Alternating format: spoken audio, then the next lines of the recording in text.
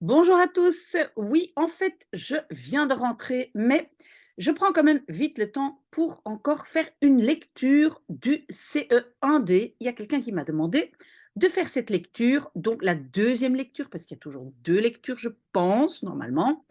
Et donc, cette lecture s'appelle Tradities in the World, des traditions dans le monde. C'est quoi le contexte? Ton cousin va effectuer un voyage autour du monde. Tu viens de trouver un forum rempli de témoignages de touristes à propos de coutumes, traditions, d'habitudes qui les ont surpris lors de leur voyage. Tu souhaites en informer ton cousin. Donc, on va parler de voyage et de coutumes. Lis les différents témoignages qui vont suivre plus bas. Note en français, toujours lecture, audition notée en français, le nom des lieux visités, donc pays ou ville, les 8 coutumes, traditions, habitudes des lieux visités. Il peut y en avoir plusieurs liés à un seul lieu visité. Donc, on va devoir faire une liste de lieux, d'endroits, et chaque fois les traditions ou les habitudes qui vont avec. Donne des réponses complètes. Toute réponse correcte et complète vaudra 2 points. Donc, chaque fois, le lieu et coutume. Et alors, je vais vous montrer, avant de lire le texte, je vais vous montrer, regardez, voilà, ça ressemble à ça, vous voyez. Donc, ici, donc, vous devez écrire les 8 lieux et chaque fois, l'habitude, la tradition ou coutume liée à ce lieu. D'accord? Donc, on va vite regarder le texte et voir si on trouve cela. Alors, Tom, il a 26 ans. Vorig jaar, l'année passée, j'ai gemaakt, j'ai fait, hein, un verbe devant, un derrière, un beau voyage à travers, door, ça veut dire à travers le Venezuela.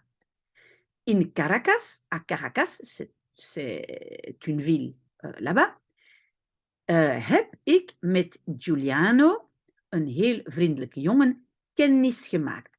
Kennis maken, c'est un mot qu'il faut connaître, il faut le noter, c'est faire connaissance. Pardon. Donc, j'ai fait connaissance avec Giuliano, un très gentil garçon. Hij heeft me voor het avondeten uitgenodigd. Il a me, en français, il m'a, pour le manger au repas du soir, uitgenodigd, invité, uitnodigen, on doit bien connaître aussi. Donc, vous notez dans la liste. Ik was heel tevreden. J'étais très content et donc tevreden aussi noté. Natuurlijk ben ik op tijd aangekomen. Naturellement, je suis aangekomen, arrivé à temps. Maar Giuliano was niet klaar. Mais Giuliano n'était pas prêt. Klaar, ça veut dire prêt. Hij stond nog in de douche. Il était encore dans la douche. Want in Venezuela kom je altijd 10 à 15 minuten te laat. Want, car, au Venezuela, tu viens toujours 10 à 15 minutes trop tard, en retard. Nu weet ik het. Maintenant, je le sais. Donc, qu'est-ce qu'on va mettre? On va mettre dans notre liste Caracas, Venezuela. Donc, Caracas est la ville, Venezuela est le pays. Et on va mettre donc cette habitude de toujours venir 10 à 15 minutes plus tard que le rendez-vous, ou 10 à 15 minutes de retard. D'accord? Donc, on a déjà trouvé le premier. On doit en trouver 8. Maarten, il a 14 ans. Ben je al in Oslo geweest? As-tu déjà été à Oslo? Oslo est une ville. Ik heb vorig jaar die mooie stad bezocht. J'ai, l'année passée, cette belle ville visitée. Et donc, vous devez savoir que bezocht est le passé de bezoeken. Notez dans la liste de vocabulaire, encore à étudier en dernière minute. En ik heb honderden foto's genomen. Et j'ai genomen, j'ai pris des centaines de photos. Ik ben ook naar een visrestaurant gegaan. Je suis aussi gegaan, allé, à un restaurant de poisson. Het was heel lekker. C'était très bon. In Oslo eten ze gewoonlijk veel vis. À Oslo, ils mangent d'habitude beaucoup de poissons.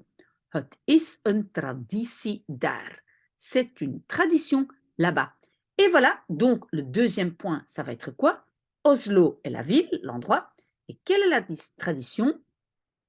Ils mangent beaucoup de poissons. D'accord? Vous mettez ça comme tradition. Maar, pas op, mais attention, in dat land moet je altijd met een vork en een mes eten.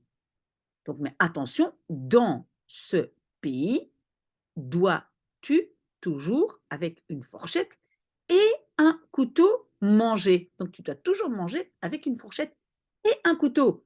Zelfs een sandwich, même un sandwich. Je mag nooit met je handen eten. Tu peux jamais, avec tes mains, manger. Donc, tu ne peux jamais manger avec tes mains.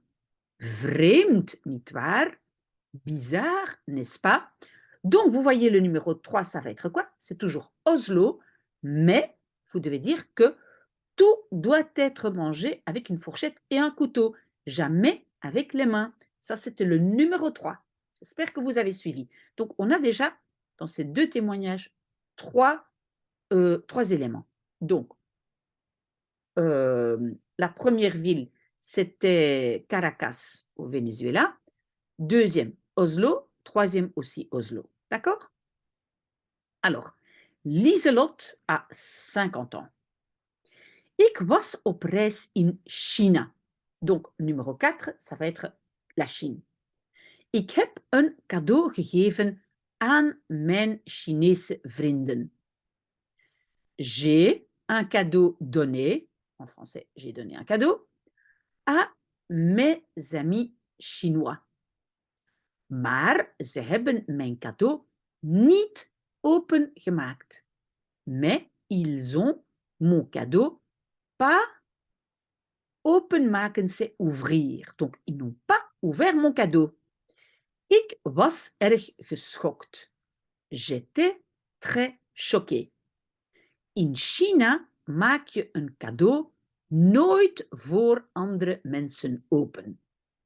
En Chine, et donc on a de nouveau le verbe openmaken. Le maak est ici et le open à la fin. Openmaken, c'est ouvrir. Donc en Chine, tu n'ouvres un cadeau jamais devant d'autres personnes. Dat wist ik niet. Ça, je ne savais pas. Wist, c'est savait, c'est le passé de weten. Donc, on a encore un élément pour la Chine. Donc, le numéro 4, c'était... pardon. Pardon. Le numéro 4, c'est la Chine. Et donc, vous devez marquer comme tradition ou comme coutume, il n'ouvre jamais un cadeau devant d'autres personnes. D'accord? C'est le numéro 4. De volgende dag heb ik een dorp bezocht. Le lendemain, j'ai visité un village. Een dorp, un village. Ik had een lange rok aan. J'avais une longue jupe aan, ça veut dire sur moi. Je portais une longue jupe. Rok, jupe. In China draag je geen korte kleren. En Chine, tu portes pas de vêtements courts. Donc ça, c'est notre prochain élément. Donc, de nouveau, numéro 5, Chine, pas de vêtements courts. En nog iets, et encore quelque chose, vrouwen dragen nooit blauwe kleren. Les femmes ne portent jamais des vêtements bleus. Ça, pour moi, c'est le 6e élément, c'est encore la Chine, et donc pas de vêtements bleus. OK? Donc, en Chine, on avait déjà jusqu'à présent 3 éléments. Pas ouvrir les cadeaux devant les autres personnes, pas de vêtements courts et les femmes ne portent pas de vêtements bleus. Op een dag had ik honger. Un jour, j'avais faim. Het was bijna 13:30. Il était presque 1h30. Ik wilde naar een restaurant gaan. Je voulais vers un restaurant aller. Donc, je voulais aller au restaurant. Maar in China zijn alle restaurants om 1:30 gesloten. Mais en Chine sont tous les restaurants à 1h30 fermés. Donc, on a encore un élément, je pense que c'est le 7e élément. On écrit de nouveau Chine et les restaurants sont fermés à 1h30, 13h30. OK? Normalement, on doit encore trouver un 8e élément. Vorige zomer ben ik naar Rusland gegaan. L'été passé, je suis en Russie allé. Donc, je suis allé en Russie. Ik heb mijn Russische vrienden bezocht. Bezocht, c'est de nouveau le verbe bezoeken. Bien le noter, le passé, c'est bezocht. Donc, j'ai visité mes amis russes. Ga je een huis in Rusland binnen, dan moet je je schoenen uittrekken. Donc, le verbe, c'est binnen gaan. Gaan binnen, c'est entrer. Entres-tu une maison en Russie, alors dois-tu tes chaussures enlever. Donc, si tu entres dans une maison en Russie, tu dois enlever tes chaussures. Ik heb dus mijn schoenen voor de deur laten staan. J'ai donc mes chaussures devant la porte laissées être. En français, en bon français, j'ai donc laissé mes chaussures devant la porte. Donc, on a un 8e élément, c'est la Russie.